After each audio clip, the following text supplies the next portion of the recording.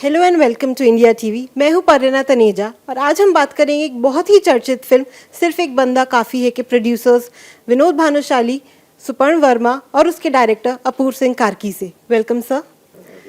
Sir, जब से film का ट्रेलर रिलीज़ हुआ है तब से हम देख रहे हैं काफ़ी मिक्स्ड रिएक्शंस आ रहे हैं फिल्म को लेकर। एक तरफ काफ़ी लोग एक्साइटेड हैं, अप्रिशिएट कर रहे हैं, एक पावरफुल परफॉर्मेंस एक्सपेक्ट कर रहे हैं। दूसरी तरफ फिल्म को काफ़ी नहीं पर बैकलैश मिल रहा है। तो इस रिएक्शन को लेकर आप क्या कहना चाहेंगे? Was it expected? मेन चीज़ ये है कि जहाँ तक विवाद का सवाल है, अब तक किसी ने फिल्म देखी नहीं है। हमारी फिल्म आस्था से डील करती है, जहाँ हम आस्था के विरुद्ध नहीं। हमारा जो लीड कैरेक्टर है मनोज बाजपेयी, जिसको अदा कर रहे हैं पीसी सोलंकी को, वो अपनी आस्था के लिए ही लड़ रहा है। वो महादेव का भक्त है और उसका कहना है कि आपने मेरी आस्था के साथ खिलवाड़ किया है। क्योंकि हमारा देश ऐसा देश है जहाँ मतलब ज्ञानी हैं, गुरु हैं, सदियों से चले आए हैं। एक परंपरा रही है जहाँ मतलब देश की आस्था हमारे भगवान ही नहीं बट गुरुओं से जुड़ी हुई है, राइट।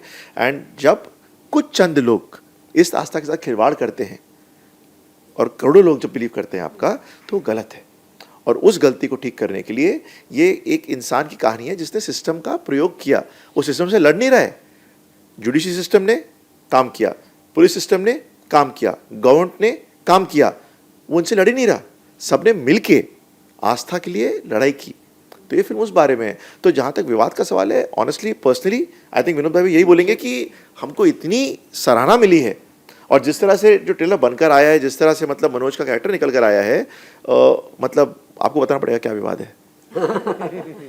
सर, मैं आपसे जानना चाहूँगी अपूर्व, जब फिल्म स्टार्ट हुई आपने स्क्रिप्ट देखी, आप वर देयर एनी एप्रीहेंशंस की, क्योंकि एक ही ट्रू स्टोरी पर है, काफ़ी कंट्रोवर्शियल केस है, तो वर देयर एनी एप्रीहेंशंस और रिस्ट्रिक्शंस की फिल्म में कितना कहाँ तक दिखाया जाए, कितना ड्रामेटाइज किया जाए, क्या नहीं दिखाना चाहिए? नहीं, तो मेरे पास जब स्क्रिप्ट आई थी और स्टोरी आई थी तो एक्चुअली मैं तो जो मुद्दा था फिल्म का, जो कहानी का मुद्दा था, उस पर बहुत विश्वास रखता था, क्योंकि मुझे भी दुख होता है जब ऐसी चीज़ें सुनने को मिलती हैं। तो I totally believed in the subject. उसके बाद जहाँ तक रियलिज्म और एंटरटेनमेंट का सवाल है, मेरे को लगता है कि हम लोगों ने, सब लोगों ने एक टेबल पे बैठे और हमने कहा कि नहीं, जो हम कहानी कहना चाहते हैं पहले वो कहते हैं, और वो दिमाग में आता नहीं है आपका। जब आप पता है कि आप जिस मुद्दे के पीछे कहानी बना रहे हैं वो इतना ट्रू है और इतना रेलेवेंट है, तो मेरे को नहीं लगता कि हम उस पॉइंट पे बिल्कुल भी घबराए कि हमको पीछे नहीं हटना चाहिए। एंड आई थिंक सुपन की बात पे मैं ऐड करना चाहूँगा कि ये कहानी ना उस बच्ची की भी है जिसने प्रताड़ना झेली। आई थिंक जो आगे आई, जो सबसे बड़ी वॉरियर है फिल्म की, तो I think with faith we are also telling a story of a child who fought एना courage. So yeah law wise also देखा जाए तो कोई भी कितना भी बड़ा हो जाए, ये सिस्टम ने दिखा दिया या लॉ ने दिखा दिया, nobody is above law, you know. तो सज़ा हुई, जिसने खराब काम कृत्य किया था उसको सज़ा हुई। So it's there in the public domain, there is a judgment to it, there is a story this all. And और ये लाइव जी है पीसी सोलंकी ने, जिनके ऊपर आधारित है, जिनके एक लाइफ का एक हिस्सा ही है। तो it's based on his inputs जो उन्होंने अपूर्व और राइटर को और हम लोग को जो दिए थे, उसी हिसाब से फिल्म बनी है। So I don't think so there is much to worry on that. Sir, backlash के अलावा लेकिन कुछ लीगल नोटिसेस भी जैसे आ रहे हैं कि फिल्म को रिस्ट्रेन करना चाहिए, फिल्म को इतना प्रमोट नहीं करना चाहिए, तो उसके ऊपर क्या है? Like how are you planning to take it forward अगर नोटिसेस आते हैं या ज़्यादा फ्रिक्शन आता है तो? नहीं, उसका जवाब नोटिस का जो हमने दिया हुआ है ऑलरेडी, हमारे लीगल सेल ने उनको जवाब दे दिया है। देखिए, बात क्या होती है कि हमने कोई ये स्क्रिप्ट लिखी नहीं है। एक किसी सोलंकी के जैसे इनकी कहानी है, लाइव कहानी है। हमने उनसे ही प्रेरित, उन्होंने बताया कि ऐसा ऐसा हुआ था, and it's in public domain, there are judgments to it, और वही सारी चीज़ें दिखाई है फिल्मों में। तो कुछ जानबूझ के किसी के बारे में नहीं लिखा है। कोई जजमेंट नहीं दे रहे इस पे। ये जो हुआ है, जैसी घटना हुई, उस घटना को हम प्रेरित कर रहे हैं। नंबर एक, ना हम आपका एज ऑडियंस बोल रहे हैं कि ये सोचिए या वो सोचिए। हम जो एक्चुअल इवेंट्स जैसी घटनाएं घटी कोर्ट के अंदर, वही हम वर्णन कर रहे हैं। हम कोई जजमेंट कॉल नहीं ले रहे हैं। एक चीज़ दर्शाई जा रही है जो कि असलियत में हुई है। जो जैसा है वैसा ही।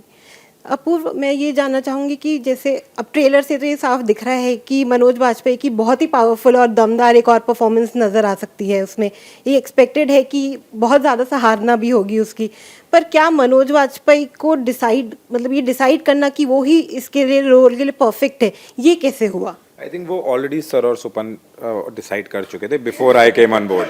और मेरे को लगता है कि इट इज़ वेरी इजी, क्योंकि जितना वो ओन अप करते हैं ना किसी भी फिल्म को, और जितना वो प्यार से डायरेक्टर, प्रोड्यूसर सबको रखते हैं, आई थिंक वो बहुत in spite of being a great actor तो बड़ा आसान है, बाकी तो ये दोनों बता मैं आपसे पाएंगे। सवाल पूछूंगा कि अगर मनोज वाजपेयी नहीं तो कौन? तो कौन? तो कौन? नहीं, और हम लोग जब भी मनोज जी को मिलने गए थे, मैं सुपन, हमारे पास में ये कहानी थी, एक स्टोरी थी। तो जब उनको बोला तो 15 मिनट में उन्होंने बोला हाँ मैं कर रहा हूँ, तुम इसकी स्क्रिप्ट बनाओ। And he was the person who suggested him as a director. तो क्या होता है कि इन ऐसी फिल्मों में व्हेन यू, जैसे आपने कहा कि दमदार परफॉर्मेंस, ऐसे दमदार परफॉर्मेंस वाले लोग हैं कितने।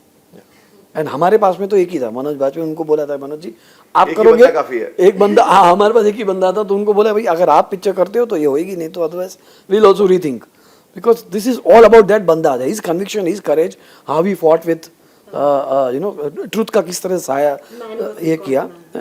Man only make god man, ऊपर से तो आता नहीं है कोई। मैं एक्चुअली यही पूछने वाली थी कि were there any more actors in the list, it was just Manoj and done.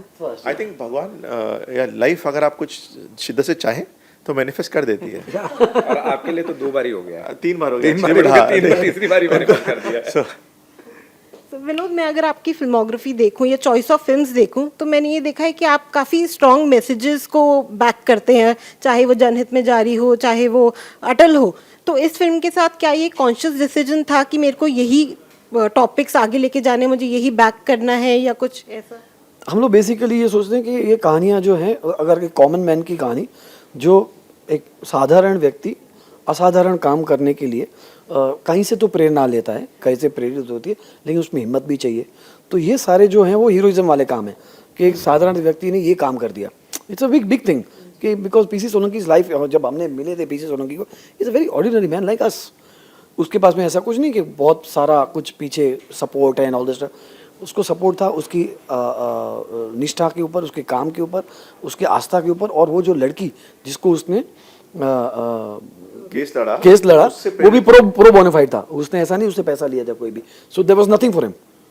So I think ये सारी चीज़ें होती हैं। और उसी वजह से जैसे अटल जी की जो कहानी है वो भी हमारे पास में यही थे कि बॉस फार्मर के बेटे, and when he becomes the number 1 and he is given too much to India. आज के यूथ जानते नहीं है, जब ये पिक्चर देखेंगे तो उनको ये मालूम पड़ेगा कि 18 साल के जो वोटिंग राइट्स है वो कौन लेके आया। न्यूक्लियर देश हमारा होना चाहिए विद पावर, वो तो there are lot of other things also.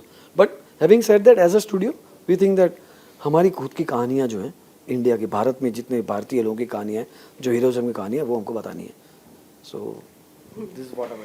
Sir, ये फिल्म डायरेक्ट ओटीटी पे रिलीज हो रही है, थिएटर्स को स्किप करके, तो इसके पीछे क्या है कि मतलब क्योंकि कंट्रोवर्शियल है तो क्या थिएटर्स में ज़्यादा फ्रिक्शन होगा? नहीं, इसलिए नहीं। बेसिकली हमको आज की दुनिया कोविड के बाद स्पेशली इतनी बदल चुकी है, जहाँ सारा देश आज स्ट्रीमिंग प्लेटफॉर्म्स पे आके चीज़ें देखता है। और हमको ZEE5 पे लिटरली सबसे लार्जेस्ट प्लेटफॉर्म मिलता है इस ज़रूरी, बहुत ही इंपॉर्टेंट कहानी बताने का, जहाँ हमको हर तरह के दर्शक, हर वर्ग के दर्शक मिलेंगे। और हमें चाहते हैं जितनी कहानी एक जहाँ तक पहुँचे वहाँ जाए। तो आई थिंक ZEE5 से बेटर कोई पार्टनर नहीं है, इसलिए हमारा डिसीजन था कि प्लेटफॉर्म पे जाए। They are already in 190 countries. और प्लस वो जैसे हम कहते हैं ना कि आज बाकी प्लेटफॉर्म के पास में उनका एक अलग तबक्के के लोग होते हैं जो सब्सक्राइबर बेस है। इनका ये जो सब्सक्राइबर बेस है ZEE5 का, that is very much related to our audience, जो हमको जो ऑडियंस चाहिए वो। तो आई थिंक फर्स्ट डे में सीधा एक बहुत ज़्यादा नंबर ऑफ लोगों के पास में ये कहानी जाएगी। कंट्री सीधा एक ही दिन में।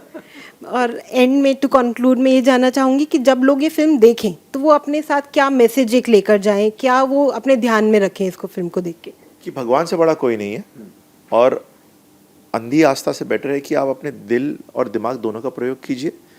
एट द सेम टाइम अगर आप में कोई आस्था रख रहा है, आप कोई भी हो, शिक्षक हो, गुरु हो, बॉस हो किसी के, तो उस आस्था का भरोसा ना तोड़ें। मुझे लगता है एक और बड़ा इम्पोर्टेंट जो लोग लेके जा सकते हैं वो ये है कि क्योंकि हमें पता है समाज में ऐसी घटनाएं होती हैं, तो इस फिल्म से देख के कोई प्रेरित हो, और जो डरे हुए लोग हैं वो प्रेरित हो सकते हैं कि जब भी उनका समय आएगा एक बंदा उनके लिए खड़ा होगा, तो डरे नहीं और बाहर आइए और बताइए लोगों को कि क्या हुआ है। तो कोई ना कोई सपोर्ट सिस्टम ज़रूर होगा। मेरे हिसाब से एक बहुत बड़ी अगर सीख लें, जो ऐसे लोग हैं जो अगर सोच भी रहे हैं कि they will get away with it, वो डरें। उनको वो होना चाहिए, अंदर से भी होना चाहिए कि आपको नहीं करना चाहिए, गलत काम है, और करोगे तो यहीं पे उसकी मतलब सज़ा भी मिल सकती है आपको, तो क्यों करना है। आस्था रखी कि जिन्होंने आपको गॉडमैन बनाया, तो आप जब आपको भगवान का दर्जा दिया तो फिर आपको उनका मान रखना चाहिए। Thank you so much, it was very nice talking to you and I am sure लोग इस फिल्म को उतना ही पसंद करेंगे जैसा ट्रेलर को कर रहे हैं, जितना अप्रिशिएट वो अभी कर रहे हैं, फिल्म को देखने के बाद उसको और ज़्यादा अप्रिशिएट करेंगे।